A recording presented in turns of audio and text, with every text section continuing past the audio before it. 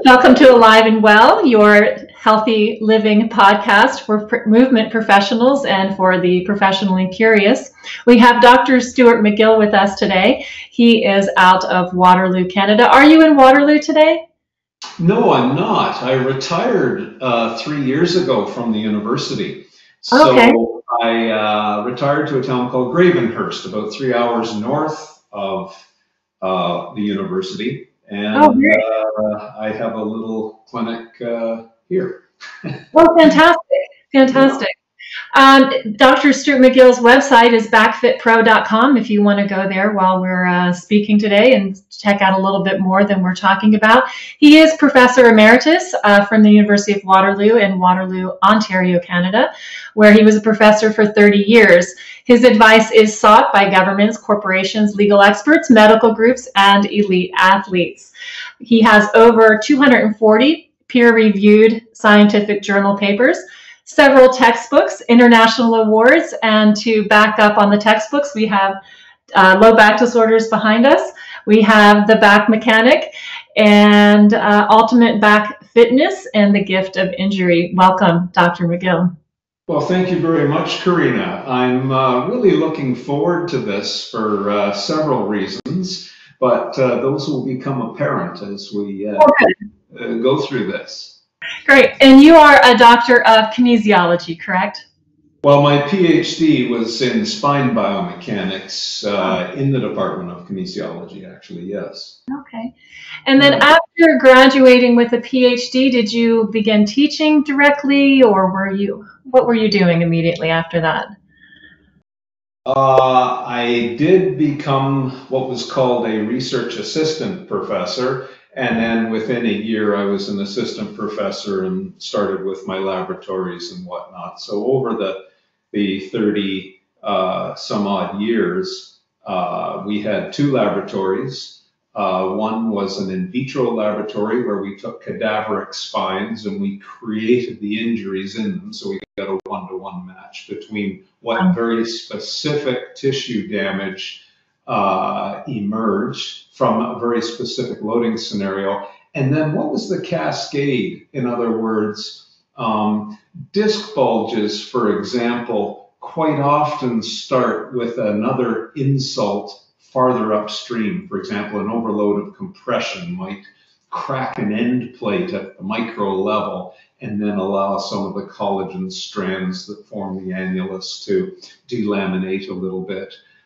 Anyway, we documented those cascades, and then we had the second lab, which was the in vivo lab, where we measured real people. And basically, we constructed their virtual spine from stacking their CTs or MR scans. We would have their spine in the computer, but it was very dynamic in that as the person moved, we would monitor their three-dimensional movement, and then with EMG, we would measure their muscles activating, and then we would activate their virtual muscles.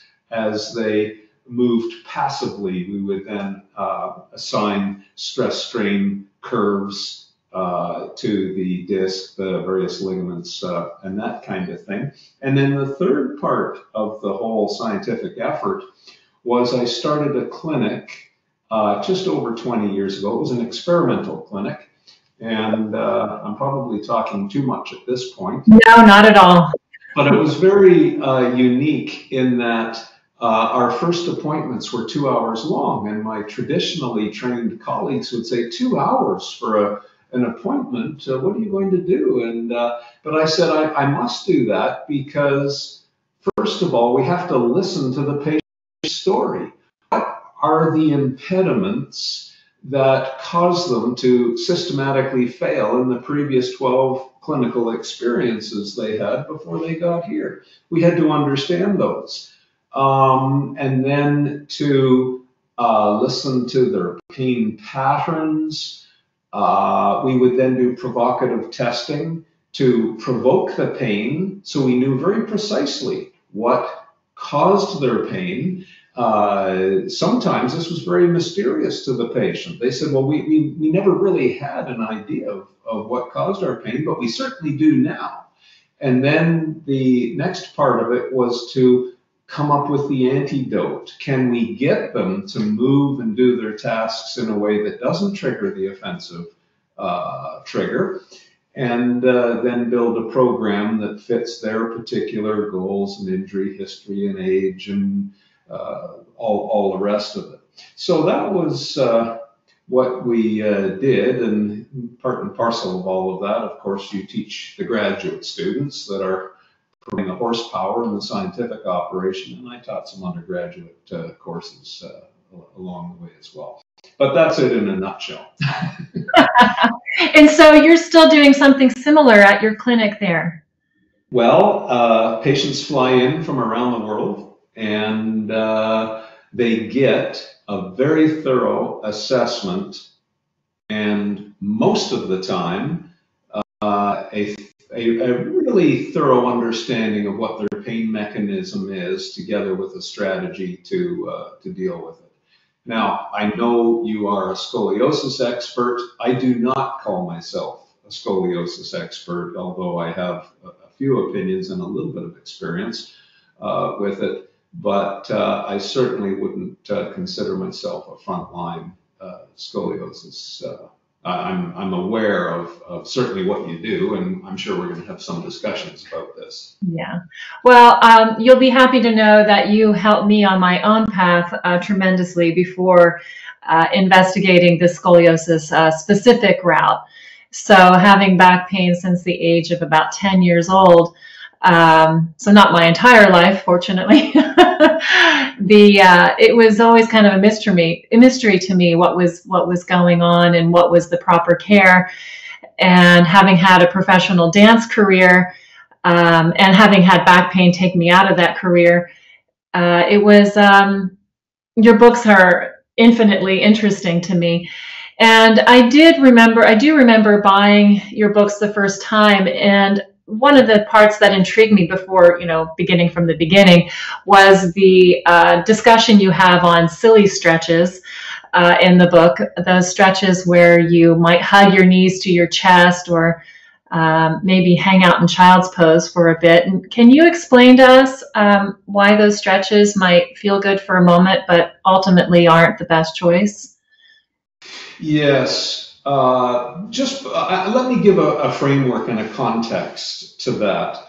So I think the seminal issue here is, are we discussing a concept for a group of back pain people or for an individual? So when you write a book, by the way, when I wrote Back Mechanic, the original publishers said, you must have in the title, Fix Your Back in 5 Easy Steps. And I said, I'm not writing that because it's not true.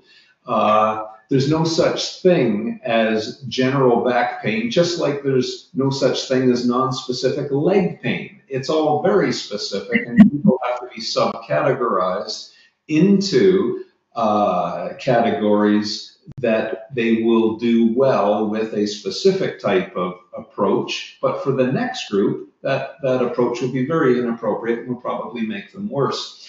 So when you write a book, what I did with Back Mechanic was to guide the reader through a self-assessment of their pain to start to get some subcategorization. So it might be that bending backwards causes their pain. So let's take a typical pattern within the dance community, since that's your background.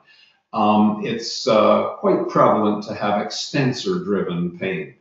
So if that subgroup was identified that way, I could write a more definitive approach to say, here are some strategies to avoid extension, let your pain wind down, let the tissues that are causing the pain desensitize and adapt, and we'll go from there. So now I can answer your question about the silly stretches.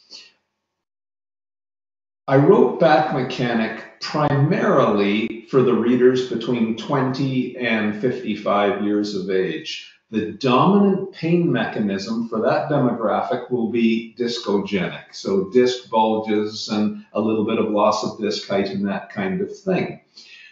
Many of those people have been told pull your knees to your chest, stretch your hamstrings, and that kind of thing. Well, since they fell into a discogenic category, it's paradoxical. Pulling your knees to your chest fires off a stretch reflex. In most people, that gives a little bit of a neurological jolly, or really it's an analgesic for about 15 or 20 minutes. So they get the perception that what they just did was good. It was pain relieving. But the problem with it is the disc has now been further sensitized so that you now need to stretch again and again and again, and it's a never-ending battle. So I call them, just for that particular subcategory, rather silly. Now, we follow up with every patient that we see, Karina. We know exactly the score. Those who fall into that flexion-triggered discogenic category, when we advise them to stop flexion stretching and pulling their knees to their chest, they say, oh, well, I feel odd for 2 or 3 days because I'm used to feeding the stretch reflex. However, then my pain started to desensitize. So that's the story, because you write a book for a group. But now I have to play the other side of the coin and the argument, and that is every person that comes here gets a personal assessment, and we figure out with precision what their pain triggers are. And it may very well be, say we did have a person who came in with a cofactor of a structural deviation like spondylolisthesis, like scoliosis. Now, of course, I'm a big believer. I've measured the various Schroth techniques, Gabriella Schroth, for a scoliosis person. I may very well try and hold down a rib cage and stretch and open up the deficit side, and there is some efficacious data on that. But you will know with the person in front of you, if you follow up, have you helped them or not? So is the stretch silly for them? Absolutely not. So anyway, there's the broad context when you write a book versus you're dealing with a person who is sitting in front of you. Yeah, I understand what you're saying, really paying attention. And certainly when I started following your work and the DVDs that I got from you early on, it was very clear that was what you were about. You were about, the case study of the person in front of you. And certainly that's very, very rewarding as someone who's also trying to help people. To switch gears slightly, your advice is sought by governments, corporations, legal experts, medical groups. Can you give us an example of where the government or corporation, someone might have come in and you might have made some changes, some large changes globally for the organization? Yeah, well, there's many examples that I can think of. In fact, I have a call at 5 o'clock tonight, a conference call with a legal team who is defending a group who are allegedly making some false claims about some devices that they use for the treatment of back. So there might be an example from just my workload today. But I'm thinking of different manufacturing facilities where they would have quite a high price tag on their back compensation for, say, the previous 3 years. Mm-hmm. And they'll say, well, let's put in the program, and we call it job coaching. So I can give you an example from quite a prominent company that did what we call job coaching based on our scientific principles. So they hired a public health nurse plus a job coach trained in our system. That cost about $250,000, their salaries and the office and outfitting it and whatnot for the 1 year. Over the next year, the company saved $1.25 million in its low back compensation payouts compared to the historical precedent of the previous 3 years. So what did the nurse and the job coach do?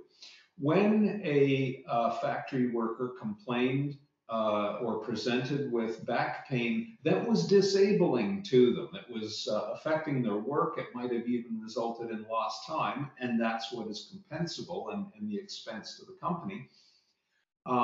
First of all, a ergonomic analysis would be done on their workplace. Is there something that you can do in designing the job to fit them a little bit better and reduce some of the physical stressors? It might involve some work organization, changing the rest breaks or whatever was specific to them. And then they did a little bit of an assessment on that individual and how they moved.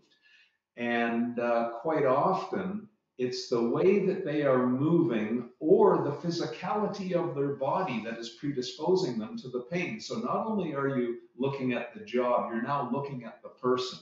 So an example I could give you there, we measured, this is a different company now, and it was fellows who chromed car bumpers. The car bumpers weighed about 70 pounds, and they lifted car bumpers all day long. Interestingly enough, when we studied the group all doing the same job, only some of them had disabling back pain and lost time. Others never did. Now, do you think it was the ones with the stronger backs that were bulletproof, who didn't get back injury? I'll just ask you that question. Yeah, it would seem that the stronger back would be injury proof. No, it was exactly the opposite. It was the ones with the stronger backs who had more injury, but there was more to the story. Then when you separate out the trait of muscle endurance from muscle strength, muscle endurance turned out to be much more important. And what we found the pathway was those who were strong and didn't have sufficient endurance would lift the car bumpers with good form for a little bit, but then they got fatigued and they started to use their backs more and their hips less. Now they stressed their backs and crossed the biological tipping point. So it was actually more protective to have not as much strength, but to have more endurance, because that meant you moved well in a way not to build stress concentration. So, you know, I know there's a trend that you may have heard now that some therapists are saying posture doesn't matter and these kinds of things. Well, it matters a lot when you have to repeatedly lift loads or perform a demanding job like that. So that might be an example of going back to, it was actually a tire manufacturing facility where I gave the example of job coaching. So there's an example of how I might very interesting expertise, or we might have thinking along the same lines. I can think of an Olympic program for another country in the world where we really reduced their back injury rates. And then we measured what athletes, all doing the same sport, were more resilient to the training. And it turned out they, if they had sufficient back muscle endurance, but not a tremendous amount, we used the keyword sufficient. There was an envelope, just have sufficient endurance. And then we made a statistical cut point on that based on measuring all of the athletes. So we found out how much endurance was actually optimal for maximal training resilience and performance. So there might be another example going from a factory to an Olympic elite sport program. Yeah, interesting. It's really, really interesting. And when we, let me go through, I have so many questions here, and I'm not sure if this is too general a question, but bear with me. You know, we have so many people come in, and of course, I give them the best answer I can, but what do you say and what might be the culprit when you have someone walk in and they grab their low back, they wipe their hands basically across the thoracolumbar fascia, and they say, it just aches here. As a clinician, what can I tell them is going on, and what is specifically going on when it seems that whole tissue itself is just inflamed? Well, all I can do is describe what we would do. Mm-hmm. Yeah. I would talk to them and try and understand. In the interview, I'm doing pattern recognition, so I'm looking for different patterns. Is it worse when they get out of bed in the morning? Is it associated with a specific activity? Is going for a walk relieving or exacerbating? Then I want to know a little bit about their home life. What clinicians have they been to before, and what previous treatments have they had that they've failed with? Because I don't see frontline back pain people. I only see the failures. So they've already been to 10 or 12 clinicians, and they've been conditioned to fail. But then I find out that nowhere along the line have they had a decent assessment. So consuming what I've just heard, I then bring them down to this room here, which you see. There's a patient table, and I've got a lot of gear around where I will assess their pain. So I do provocative testing. I'll just have them sit on a chair just to begin, and I'll say, pull up on the chair 20 pounds per side, or 8 kilos per side. And does that increase or decrease or change your pain in any way? Let's say they say no. Okay, then I'll say, slouch. Not with your head and neck, just with your spine like this. Mm-hmm. Oh, yeah, that causes my right foot to go numb. That didn't change my back pain. Then I say, good. Oh, yeah, that makes my toe go numb. Oh, there's my back pain right there. So I just identified, as we drifted the spinal cord, they had a friction that was causing their back pain. So we've already determined that their foot pain is 100% posture driven, and we'll sort that out. Is it a sciatic root, or is it a bulge at either L4 or L5, which are the two roots on that would serve the foot and give that symptom? Or is it that they are moving and there's a friction, say, at T9 because of some existing damage? And then at the end, I'll go to the MRIs or the CTs if the person has brought some imaging, and I know there is going to be some friction causing mechanism in their lower thoracic spine, because that's what the assessment showed me. Now, when I go and look at the MR, I can say, aha, there it is. You've got an open fissured dynamic disc bulge at T9, or you had a compression fracture at T9. You fell off a skateboard, or you fell down the stairs, or whatever it happened to be. So it really locks us on as to the feature that we're seeing on the MRI. It may be painful or it may be not.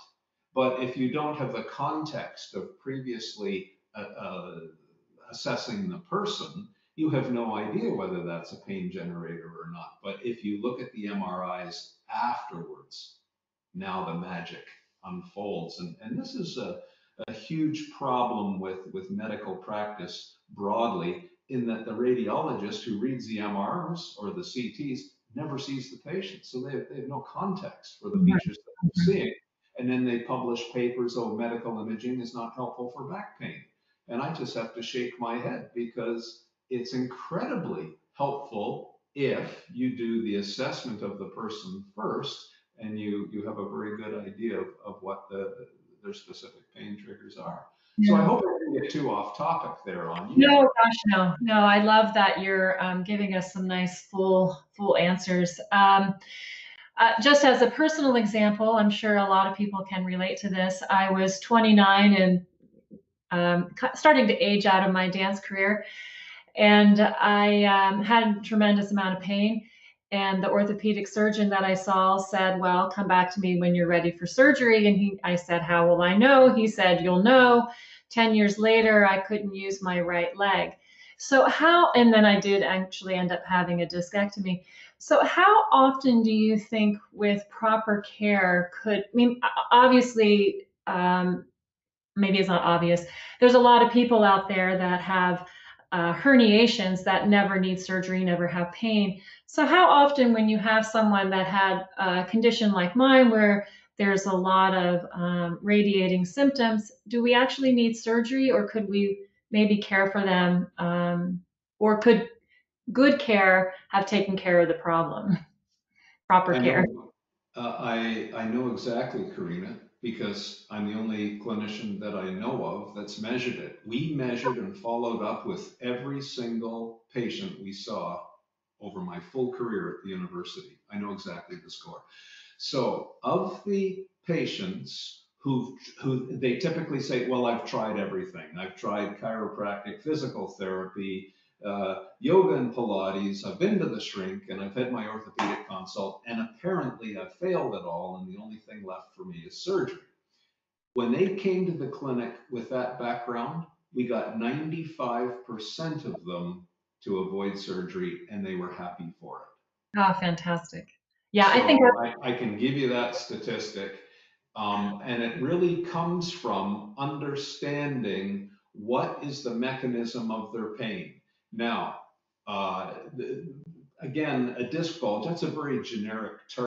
There's subcategories of disc bulges. We know that if the person has 70% of their disc height remaining or more, that usually a directional therapy, sometimes combined with motion and traction, sometimes not, but we can really vacuum in the disc bulge. If it's walled off and plugged, we don't.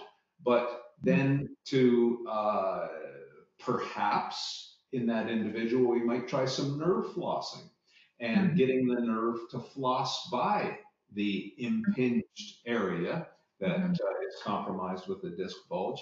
That works quite often as well. But you have to sow the seeds. You just can't say to the person, well, do nerve flossing. We might say, lay on your tummy for 5 minutes. That helps to decompress the hydraulic effort on the posterior bulge. And then we'll try 10 repetitions of nerve flossing and go on from there. But anyway, there's the statistic to answer the question with a little bit of a thought on how we might go about achieving that 19 out of 20 people. Yeah, that's great. That's great to know. I wish I saw you 20 years ago. Did you say that again? The what? I said, I wish I saw you 20 years ago. Yeah, me too.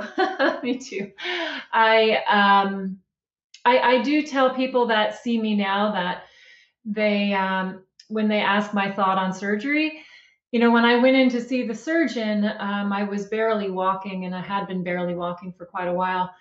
And he gave me a time limit. There was a time limit on how long I could go without having surgery before these symptoms were permanent, and I would be dragging my leg behind me the rest of my life. Is that how that scenario generally goes? If that right leg or left leg isn't working due to symptoms in the spine, that it's just never going to come back unless we get that pressure off of the nerve? How's that go? Well, there are cases where that is true, there's no question. But there are many cases where it's very false. Okay. So it's on a case by case basis. But we will know fairly quickly if the person is going to respond or not. We use the principles of what we call spine hygiene. We define the mechanical driver of the disc bulge, if that's what we're talking about, if that's the target for the knife in the surgeon's hands, if it's a disc bulge. We will try to decompress the disc bulge by stopping the offense, whether it's directionally driven hydraulic pressure in the nucleus, whether the annulus has been, excuse me, delaminated, or whatever it is. And then we coach them to move in a way that stops that mechanism of spine hygiene. And for example, I can get out of the chair. If I had a posterior disc bulge, I can flex forward and get out of the chair. Well, I just pressurized the posterior disc bulge. But if I did the opposite, if I sniffed some air first, and now I lean forward through the hips, I just completely eliminated the offense.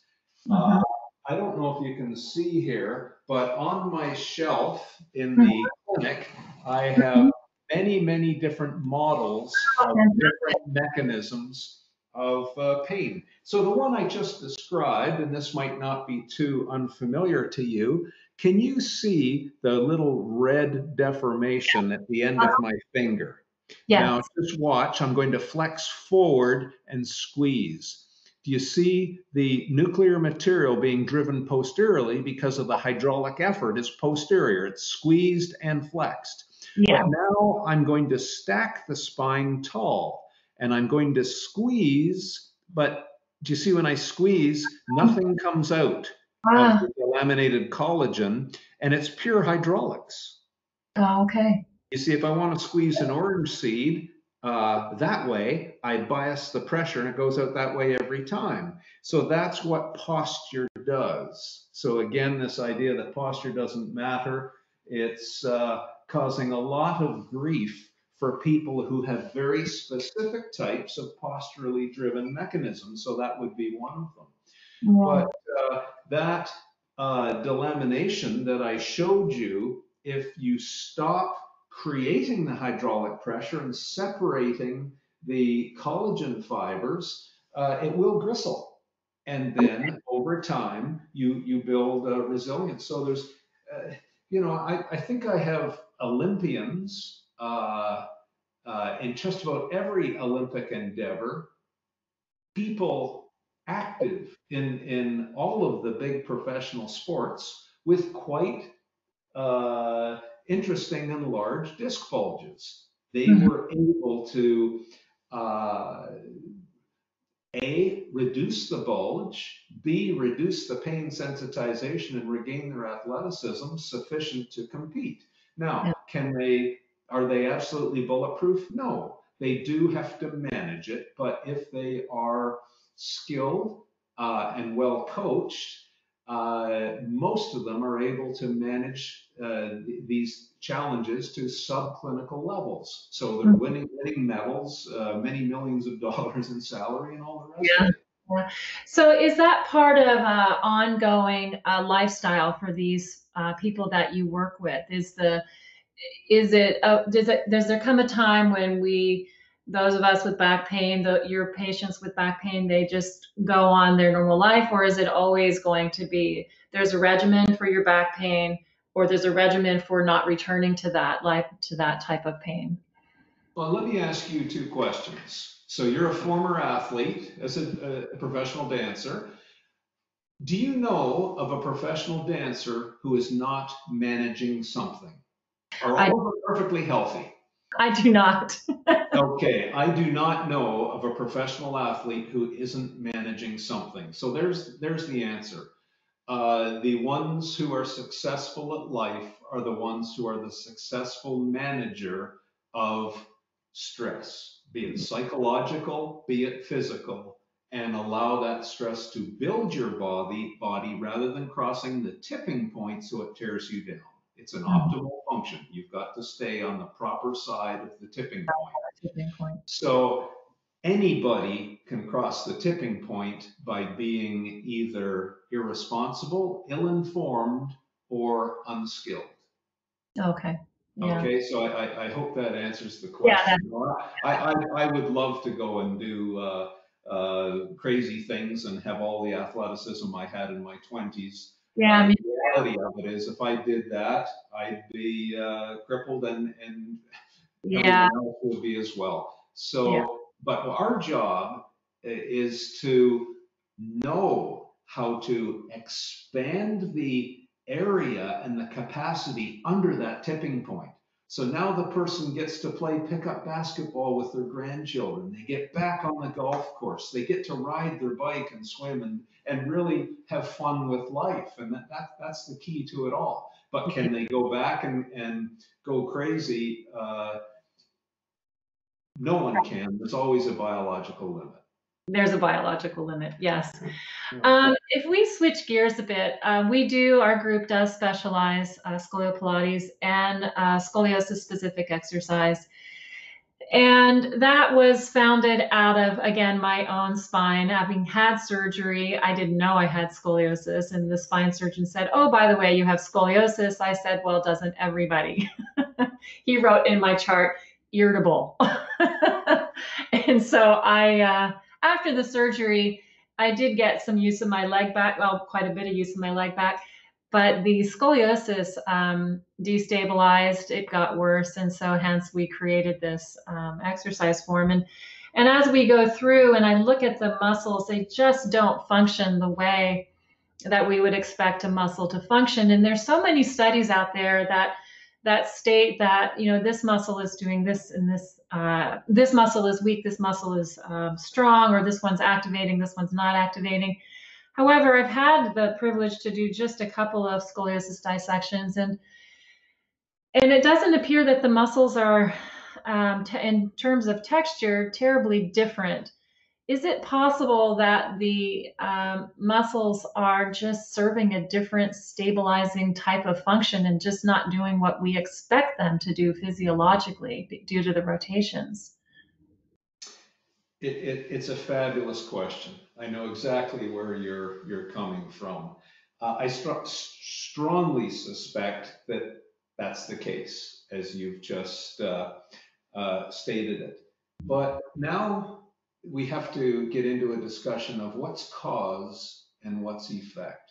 Mm-hmm. Was there something unusual about the muscles that promoted a odd deviation resulting in scoliosis, or have the muscles now responded to something else? So I'll let the world know that I have scoliosis as well.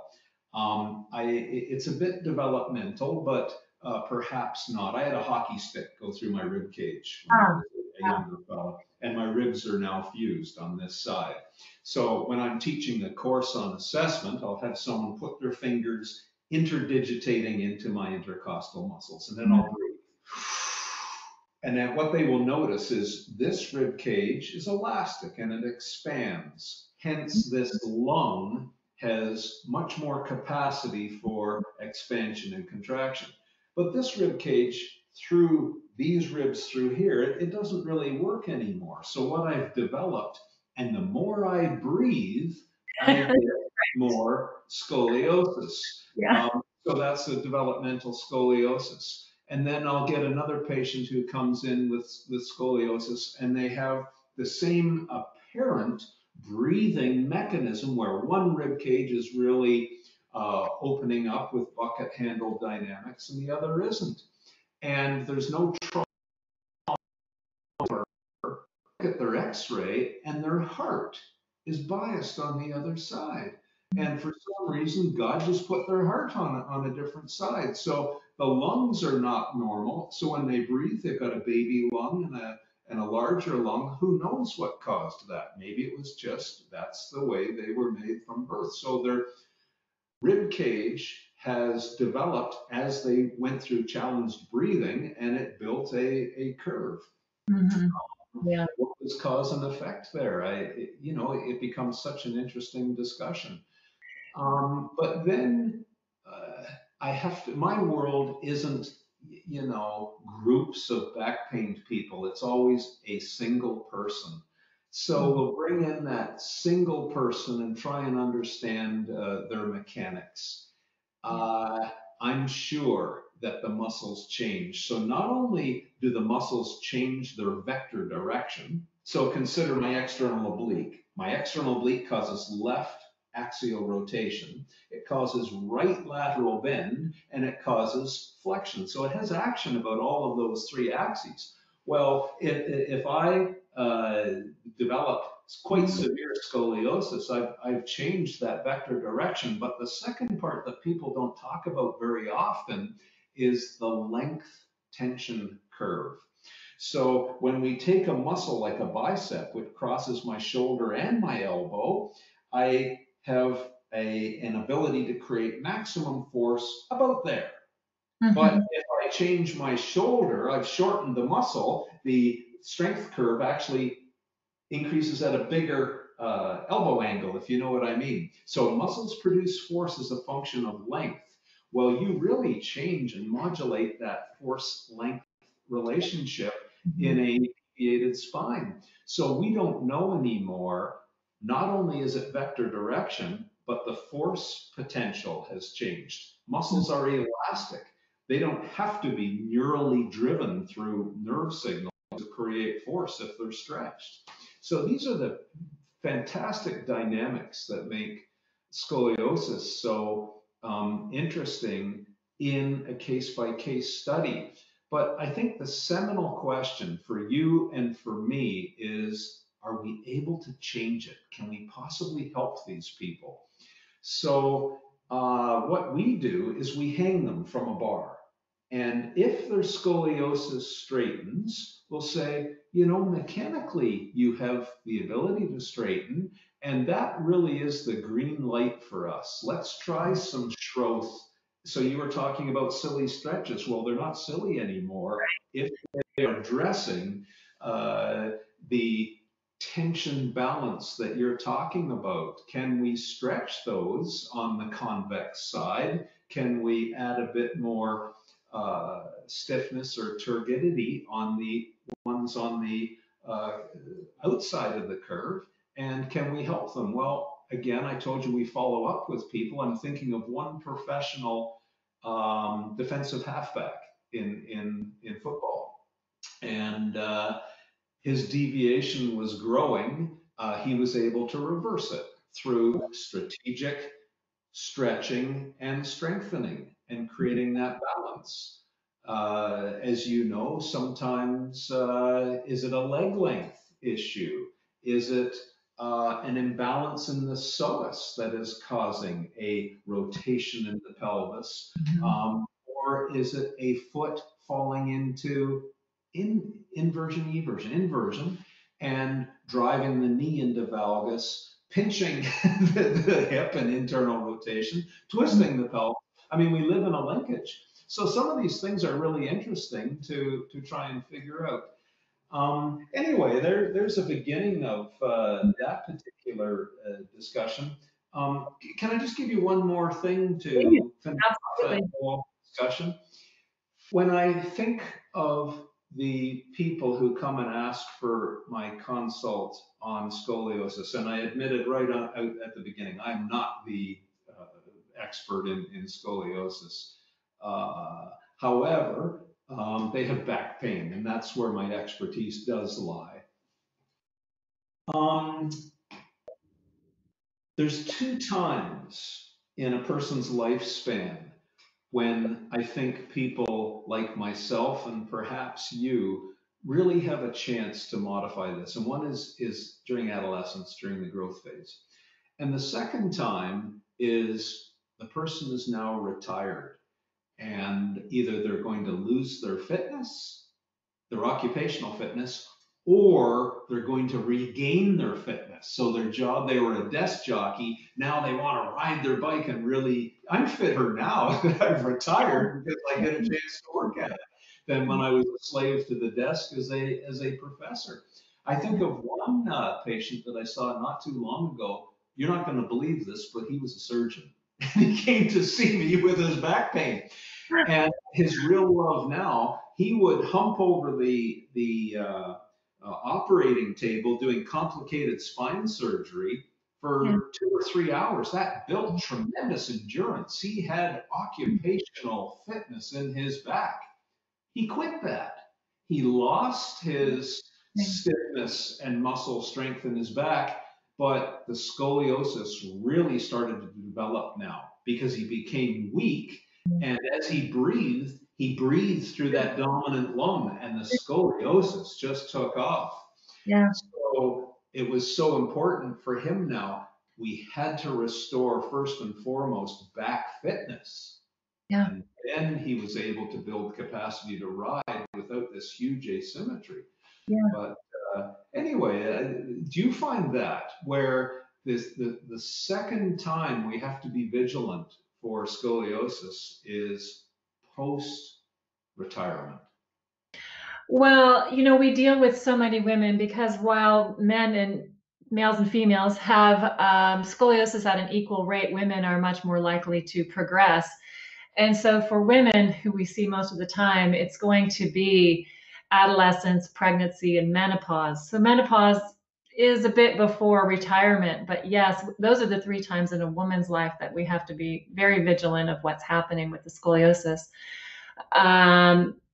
But with men, yes, they'll be closer to retirement. And whether menopause and andropause, andropause will come closer to retirement. Women, menopause is before retirement. So it's a bit of a toss up.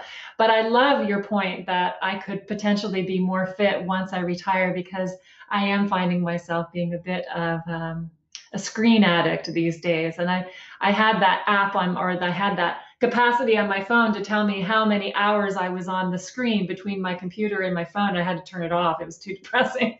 It's just like, I thought I was super active, walking the dog and riding my bike. And then it's still telling me that I'm at my screen 8 hours a day. And I thought, no, this can't possibly be true. And of course it is. But yeah, so the vigilance. Karina, I hate to admit this. People said, "Oh, why are you retiring? We need you," and that kind of thing from the university. And I said, "For my health." Yeah. When I first started at the university, people don't realize this. Personal computers weren't invented yet. You typed your thesis on a typewriter, Mm-hmm. and we wrote letters by hand. But students came to office hours. We were walking around. It was a very dynamic job. Then, with the advent of the personal computer, we became a slave to that. And then students even wanted to say, "Well, can I just email you?" And I said, "No, I come to office hours. Get moving. Get off the screen." And then the university encouraged it with online this and that. Anyway, I got to the point where I was becoming so unhealthy, being a slave to the computer because of my job. I said, this isn't worth it anymore. And now the first thing I do, I get out of bed in the morning and I go for a walk with my dog. What a great way to start the day. And then, I might do an hour's worth of computing, and then I go and do something else, and I might see a patient. And do you know what I mean? It's Yeah. lovely to restore that physical balance back into my life. And I have no pain now. I feel fabulous, but I had pain when I was a professor. Yeah. Sometimes it's hard to take the time to follow your own advice. I've certainly experienced that. Yeah, well, don't leave it too late. A very wise professor, in fact, it was the professor who started our department, a fellow named Norm Ashton. He said, "My one advice to you," and this is when I was first hired at the university, he says, "Don't stay until you get sick." Oh, yeah, I like that. And I thought about that. And, I've outlived my father now. And but I absolutely feel fabulous. And honestly, I don't miss the university and the computer one little bit. Yeah. And I see you do have quite a travel schedule as well. You were in Australia recently, and I see your next workshop is in Canada, but after that, you're heading overseas again? Yeah, I'm really winding down my travel, and Mhm. it's that there's just more to life now. I enjoy seeing patients here, Good. and we have a little master clinician mentorship that we do here. Well, fantastic. Pardon? That sounds fantastic. Yeah, so I'm not so keen. I spent 30 years on the road once a month, traveling somewhere. That was my uh, the limit I used to put on myself. Anyway, Yeah. So your one of your books is The Gift of Injury. What made you want to finish up? Won't keep you forever. what made you write that, and what is the gift of injury? There was a world champion powerlifter named Brian Carroll. He'd set world records in 2 different weight categories for squatting loads. So they put a barbell on their back, they squat to a depth and lift it up. And he was lifting close to 1,200 pounds, if you can wrap your head around that kind of number. Not really. Can't even fathom. Yeah, it's incredible to see. And I saw a document not too long ago, but in the world of powerlifting and all-time numbers of meets that you've attended and the scores that you put up, he was ranked number 2 of all time in this multiply powerlifting. But anyway, he called me up, and I think it was 2015, and he said, Professor, could I come and see you with my back? And I'd seen quite a few power lifters. But when he came to see me, it was really quite horrific. He'd split his sacrum, big fracture, front to back. The L5 and the L4 discs were really, if I used the words obliterated, that wouldn't be too far off the mark because we show the MRs in the book. But long story short, I said, well, I think I can get you out of back pain. And here's my opinion, go execute it. But he said something very curious at that time. He said, oh, well, when I'm out of pain, can you help me get back to being competitive again? I want my world record back. Someone had just stolen it while he was injured. And I said to him, well, honestly, if you were my son, I would advise you to retire. This is a massive injury. And I'd be thankful just to get out of pain and enjoy good life. And he said, no, I think I want my record back. And I said, well, if you can get out of pain and you can recover well enough to squat almost 1,200 pounds again, we can write a book on that. So now you know the story. He did come back, and he won the Arnold's 2 years later and the year after that. Wow. And he said, okay, you said we could write a book together. And that became, now that title had a lot of thought to it. It was actually a gift because it did a lot of things in his life. It got him to appreciate real scientific training. There's no margin for error anymore. It's a discipline. You move well throughout the day to build a capacity to train pain-free. If you're sloppy in your movements throughout the day, you will never build that capacity to train to lift 1,200 pounds again. So that was the gift. It gave him the discipline and an understanding of the biological reality to use science to rebuild his body again. So that's why I said it was a gift. And it's I'm sure many of your patients, and certainly our patients, would say that as well. Yeah, I think so. It takes a while to get there, I think, but in the end, they can see where their lives have changed for the better. I've heard many people say things along the lines of, if it weren't for my injury, I wouldn't have had to pare my life down to the essentials, and the essentials are where I want to spend my life anyway. So it's always nice to hear someone is spending either more time with their family or their kids or the things they're passionate about in their life, because while there is the scientific training to get back to where your athlete was, there's also the art of life, to continue living better. And there's some hard-won wisdom coming through. I was going for a drive, I guess it was Saturday on the weekend, and I drove by a billboard on this highway from a real estate agent, and it had 7 words on it, and it really stopped me in my thought tracks. Work hard, be kind, that is all. Oh. Now think of that, 7 words. Mm-hmm. The Beatles said all you need is love, and I've thought about that so much in my mind. Yes, love the earth, love animals, love people, I get all of that. However, it isn't complete. But then when you said work hard, feed your soul, have a purpose in life. Now add be kind. And that is all. And that was the missing element for me. So I think that's part of the art of life that you're talking about. I love that. I love that. If you have something like you have, like I have, that you can be passionate about in your life, it is a gift. It is amazing. I want to thank you so much for your time, Dr. McGill. You spent almost an hour, maybe more. I've been watching the clock. Okay, a little more. So grateful that you're able to spend this time with us. And I do want to remind people that you can find Dr. McGill at backfitpro.com, where you'll find his books, you'll find his seminars, and I guess they could also find a way of reaching out to you personally through the website. It's probably how I found you. I'm not sure anymore, but Yeah. yeah. Well, there's a email to an assistant for sure. Yes. Okay. Yes. Yeah. Excellent.